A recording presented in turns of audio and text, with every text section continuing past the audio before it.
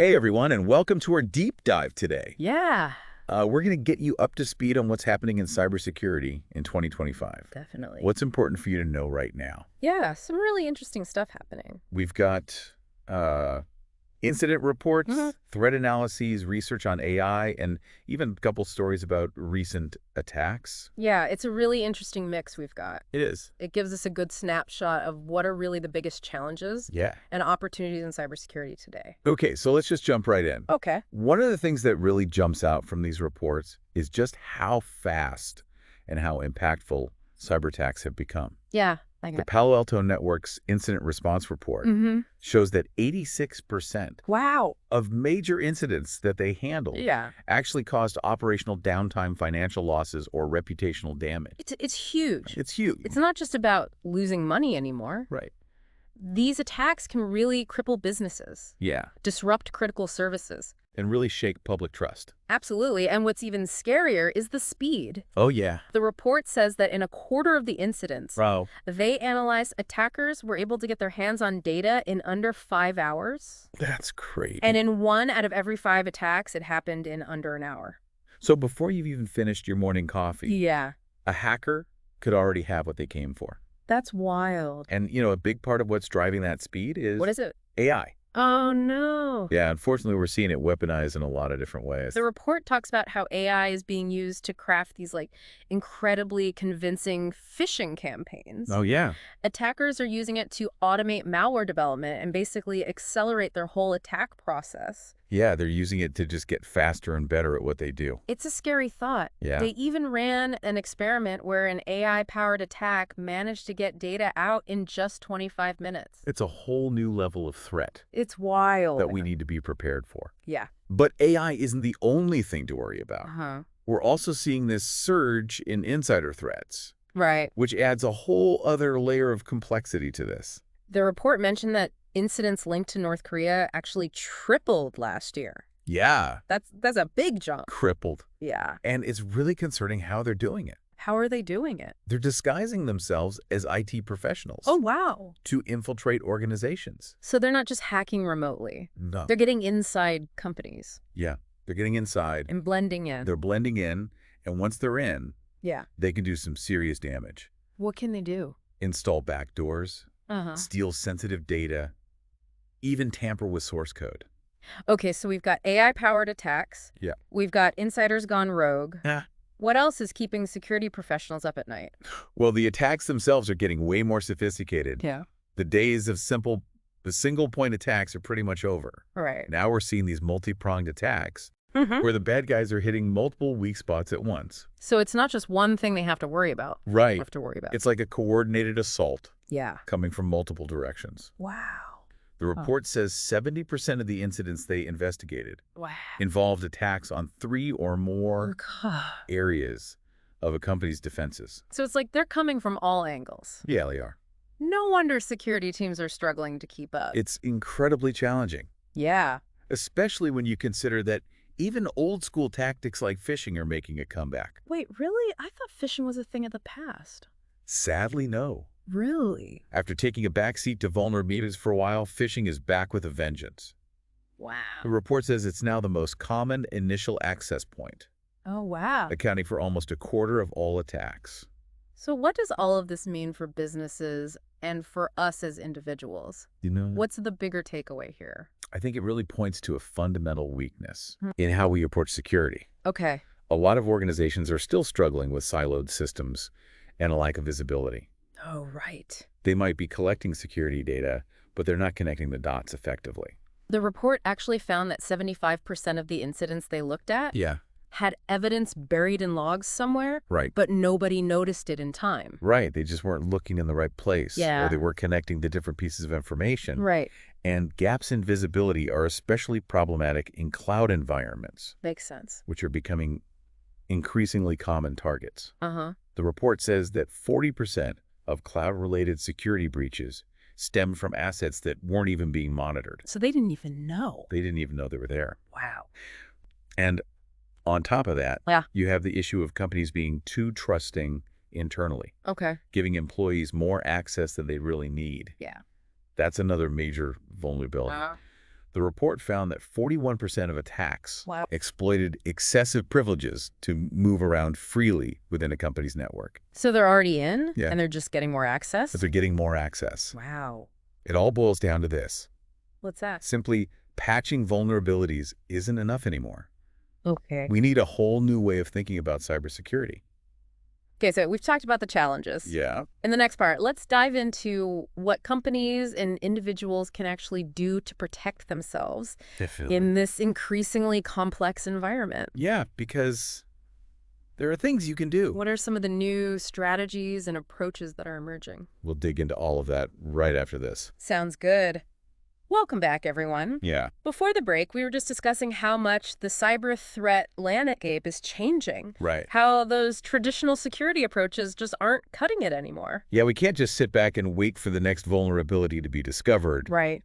and then scramble to patch it. Yeah. It's like playing whack-a-mole, and the moles are getting faster and smarter all the time. So let's talk about what organizations can actually do Okay. to shift from that reactive mode to a more proactive approach to cybersecurity. Definitely. What are some of the strategies that are emerging? One of the most important things is to simply reduce your attack surface as much as possible. Okay.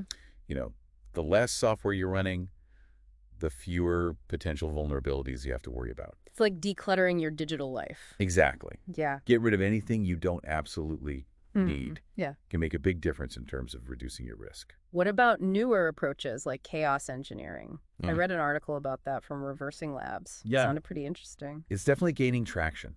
What is it? It's basically the idea of intentionally injecting small-scale failures into your systems Okay. to see how they respond under pressure. So it's like a stress test? Exactly. Like your security posture. By simulating real-world attacks in a Uh-huh. controlled environment. Right. You can identify weak points and improve your incident response capabilities Okay. before a real attacker comes knocking. I like that. Reversing Labs also highlighted the growing importance of using machine learning for anomaly detection.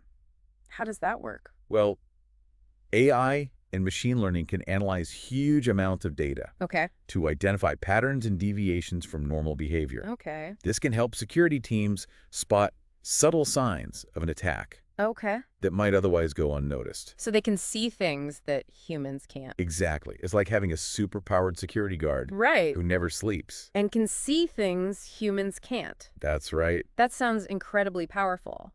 It is. It seems like AI is becoming this crucial tool for both attackers and defenders. It's kind of like a cyber arms race. Yeah, it is. But the good news is What's that?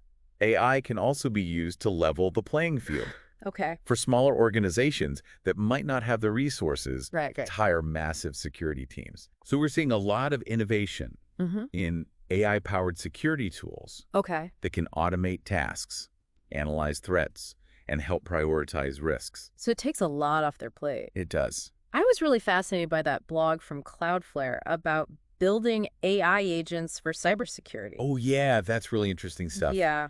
Cloudflare believes that AI agents can help security teams respond to threats in real time, Oh, wow. automatically adapt to changing conditions, Okay. and even predict attacks before they happen.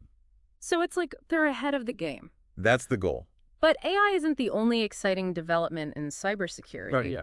We're also seeing a lot of momentum behind this idea of secure by design. Yes. That Fortinet article we included in our materials had a good overview of this approach. It's all about building security into products from the ground up, Right. rather than treating it as an afterthought. Exactly. Instead of relying on users to configure things correctly or install security updates, the goal is to make products secure by default. Okay, so it's just secure out of the box. Right. And this shifts the responsibility for cybersecurity more onto the vendors who are creating the products. Got it. The Fortinet article mentioned that over 250 companies have already signed on to CISA's Secure by Design pledge. Wow, that's a lot. Yeah, it's great. What is that? It encourages vendors to adopt these Secure by Design practices. Okay. It means that vendors are starting to recognize that security is not just a technical issue. Right. It's a business imperative. Yeah, And it's also a matter of trust. absolutely. Customers are increasingly demanding secure products, Right. and vendors who don't prioritize security are going to be left behind. Okay, so we've been talking about a lot of high-level concepts. Do you think it would be helpful to ground this conversation with some real-world examples I think that would be really helpful. of attacks and how they could have been prevented or mitigated? Definitely. Yeah. Let's take a look at the DeFi protocol heist that Checkpoint Research analyzed. Remind me what happened in that case. A decentralized finance protocol, Okay. lost a staggering $50 million Oh, wow. in USDC stablecoins due to a compromised private key. Oh, no. The attacker was able to exploit weaknesses in the protocol's role-based access control system. So they were able to gain access to funds that they shouldn't have had access to. Exactly. This incident really highlights the importance of not just relying on technology, Okay. but also implementing strong governance processes and access controls. So it's not just about the tech, it's also about the people. It's about thinking holistically Right. and understanding the potential weak points in your systems. It sounds like human error or oversight played a role in this attack as well. It often does. Yeah. And this next example shows how even downloading apps from official sources can be risky Okay. if you're not careful. You're talking about that predatory lending app that was discovered on the Google Play Store, right? The one called Finance Simplified. It was downloaded over 100,000 times before being removed. Wow, a lot of people downloaded that. Yeah. And it turned out to be part of the spy loan family, Okay. which is known for predatory lending practices. What did the app do? It was designed to steal sensitive information from victims' devices, Okay. including contacts, call logs, text messages, photos, anything they could get their hands on. That's a lot of information. It is. Did they use this information for blackmail? Absolutely. They would threaten to expose victims' personal information Gosh. or contact their friends and family if they didn't repay their loans, Oh, wow. often with exorbitant interest rates. That's just awful. It is. It reminds us that even when we think we're being safe by downloading apps from trusted sources, Yeah. there's always a risk. That's why it's so important to be vigilant. Yeah. Pay attention to the permissions apps are requesting. Huh. Read reviews carefully and be wary of anything that seems too good to be true. Okay, those are some good tips. Yeah. So we've seen how attackers are getting more sophisticated, Right. but we've also seen how defenders are fighting back with new approaches. Yeah. Like AI-powered defenses and the secure by design movement. It's a constant back and forth. Yeah. But the stakes are getting higher, and the need for robust cybersecurity has never been greater. Okay, let's wrap up this conversation in part 3 Okay. by discussing what all of this means for our listeners on a personal level. Yeah, let's bring it home. What are the key takeaways and actions they can take Yeah, what can they actually do? to protect themselves in this digital world? Definitely. Let's dive into that right after the break. Sounds good. Welcome back to our deep dive, everyone. Yeah, We're back for the final part of our conversation about cybersecurity in 2025. that's right. And, we've covered a lot of ground so far. We have. From the rise of AI-powered attacks Uh-huh. to the importance of building security into products right from the start. It's been a lot to digest. It has. Right. But now we want to talk about what does all of this actually mean for you Right. as an individual? What can you do? What can you do to protect yourself in this rapidly evolving digital landscape? It can feel overwhelming, It really can. especially when you hear about all these sophisticated attacks and vulnerabilities out there. Right. It sounds very scary. But the good news is What's that? there are actually some simple steps that everyone can take Okay. to significantly improve their security posture. What are they? It's not just about, having the latest antivirus software Yeah. or using these complex passwords. Right. It's about being aware, being proactive, Uh-huh. and developing good digital hygiene habits. Those are things we can all do. They are. So it's just being smart and thinking ahead. Exactly. Okay, so let's talk about some concrete steps Okay. that our listeners can take. What are some of the most important things I should be focusing on? One of the most effective things you can do is to be really cautious about what you click on. Okay. Phishing emails and malicious links are still one of the most common ways that attackers get a foothold. That's right. And we talked about they're getting increasingly sophisticated. They are. They're using AI even Right. to create these really convincing messages that are hard to distinguish from legitimate ones. So what should we do? So if you get an email or a message that seems even a little bit suspicious, Uh-huh. don't click on any links or open any attachments. Okay. It's always better to err on the side of caution Makes sense. and verify the sender's identity Right. before you take any action. So reach out to them some other way and be like, hey, is this really you? Exactly. Okay. And don't forget about strong passwords. Right. I feel like we've been hearing that for I years. know, but it's still so important. It is. Using the same weak password for multiple accounts Yeah. is like using the same key for your house, your car, and your office. So it's just asking for trouble? It's practically an invitation. Yeah. A strong password should be at least 12 characters long. Okay. And include a mix of uppercase and lowercase letters, numbers, and symbols. Okay. And consider using a password manager. Oh, yeah. Those are really handy. They can securely store and manage all your passwords for you. So you don't have to remember all of them. You don't have to remember dozens of different passwords. That's one of the hardest parts. It is. Speaking of managing things, keeping your software up to date is another crucial step. Oh, absolutely. What does that do for us? Software updates often include security patches that fix known vulnerabilities. Okay. If you're not installing those updates, you're leaving your devices wide open to attacks. So it's really important to be doing that. It's like leaving a gaping hole in your defenses.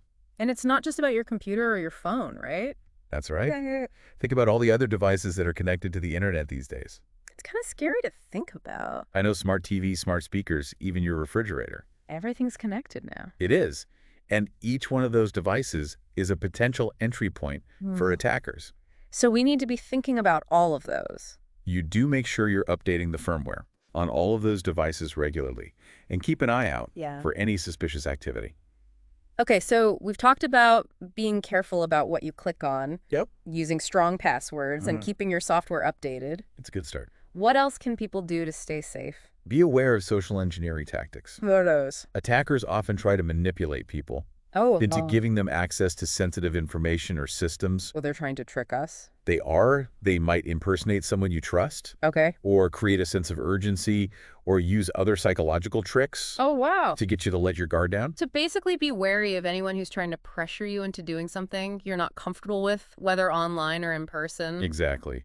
Trust your instincts if something feels off. Okay. It probably is. Don't be afraid to ask questions, verify information, and take your time before making any decisions, especially if it involves money or personal information. All right, these are all great tips. But what if, despite our best efforts, something does go wrong? Okay. What should people do if they think they've been hacked or compromised? First of all, don't panic. Okay, good advice. Take a deep breath and try to assess the situation. Okay. If you think your financial accounts have been compromised, contact your bank or credit card company immediately. Good idea. And if you suspect that your personal information has been stolen, consider placing a fraud alert on your credit report. That's a good idea. And change your passwords for any accounts that might have been affected. Right. So anything that you think might be compromised. Yeah. And if you're dealing with a really serious security incident, consider contacting law enforcement. Okay. Or a cybersecurity professional to get help. So you don't have to go through it alone. You don't. So in essence, cybersecurity is a shared responsibility. I think that's a great way to put it. It's about being aware of the risks, taking proactive steps to protect ourselves, and knowing where to turn for help if something goes wrong. And remembering that it's an ongoing process. Right. The threat landscape is constantly evolving, so it's crucial to stay informed and adapt our security practices accordingly. Keep learning, keep up to date on what's happening. Exactly. Well, that's a great note to end on. It is. Thanks for joining us today on this deep dive into cybersecurity. It was my pleasure. Stay safe out there, everyone. Be careful.